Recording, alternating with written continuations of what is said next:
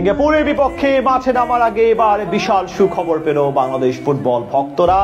গোটা দক্ষিণ এশিয়ার সবচেয়ে বড় ইতিহাসের সাক্ষী হতে চলেছে টিম টাইগার্স, যার মাধ্যমে যুক্ত হবে দেশের ফুটবল অঙ্গনের নতুন জাগরণ। হামজার পর এবার আরো একবার বড় নিউজ তৈরি হবে আগামী ম্যাচকে ঘিরে। সিঙ্গাপুরের বিপক্ষে মাঠে নামার আগে বাংলাদেশ দলের বড় সুখবর নিয়ে বিস্তারিত এই রিপোর্টে। বাংলার নীল আকাশে এখন যেন শুধুই দেখা যায় ফুটবল উত্থানের এক রঙিন স্বপ্ন। চারদিকে হইচই, আবারও সেই 90 দশকের ঐতিহ্য ফিরে আসছে দেশের ফুটবল মহলে। এক হামজার আগমনে রাতারাতি সবকিছুতে বদল এসেছে। ভারতের সাথে ম্যাচে দাপট দেখিয়ে সমীহ আদায় করে নিয়েছে লাল সবুজের প্রতিনিধিরা।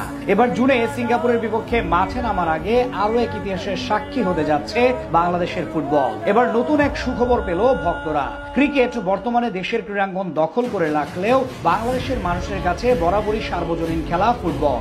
এদেশের খেটে খাওয়া মানুষ থেকে শুরু করে অট্টালিকার চাদরে ঘেরা শহরের এয়ার কন্ডিশনের ঠান্ডা বাতাসে বসে থাকা অফিসার, সবার কাছে ফুটবল এক আবেগের না। তাই তো এই জাগরণে সামিল হতে আগ্রহী সকলে। জুনে সিঙ্গাপুরের বিপক্ষে ঘরের মাঠে অভিষেক হবে দক্ষিণ এশিয়ার সবচেয়ে দামি খেলোয়াড় হামজা দেওয়ান চৌধুরী।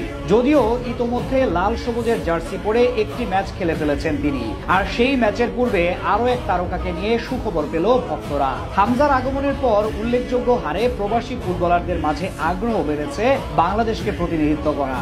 সেই তালিকার সবচেয়ে বড় নাম সামিত শো। কানাডার জাতীয় দলের হয়ে দুটি আন্তর্জাতিক ম্যাচ খেলার অভিজ্ঞতাও রয়েছে তার, যারা কিনা বাংলাদেশের চেয়ে র্যাঙ্কিং এ প্রায় 150 ধাপ এগিয়ে। এছাড়া কানাডার শীর্ষ লিগে খেলেন এই ফুটবলার। তার সংযোজন নিয়ে দীর্ঘদিন ধরে স্বপ্ন দেখছে এদেশের ভক্তরা। গেল মাসেই বাংলাদেশের হয়ে খেলার গ্রিন সিগন্যাল দিয়েছিলেন তিনি। এবার সেই সম্ভাবনা আরো এক ধাপ এগিয়ে গেল। জুনে সিঙ্গাপুরের বিপক্ষে অভিষেক হওয়ার জন্য সবচেয়ে বড় যেই বাধা ছিল সেটা এবার কেটে গেছে। বৃহস্পতিবার কানাডা ফুটবল ফেডারেশনের কাছ থেকে ছাড়পত্র পেয়ে গেছেন তিনি। অর্থাৎ লাল সবুজের প্রতিনিধি করার ক্ষেত্রে আর কোনো বাধা নেই তার।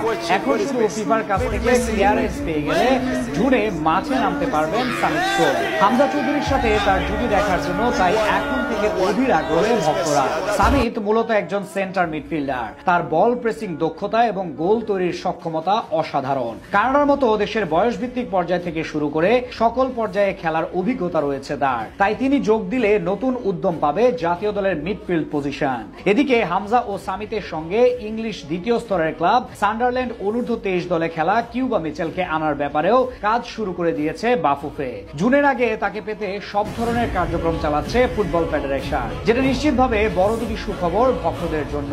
এর আগে জামাল, তারিক ও হামজারা বাংলাদেশের জার্সি গায়ে খেললেও সামিত শোমি একমাত্র তারকা হতে যাচ্ছেন যার অন্য দেশের জাতীয় দলের হয়ে খেলার অভিজ্ঞতা রয়েছে।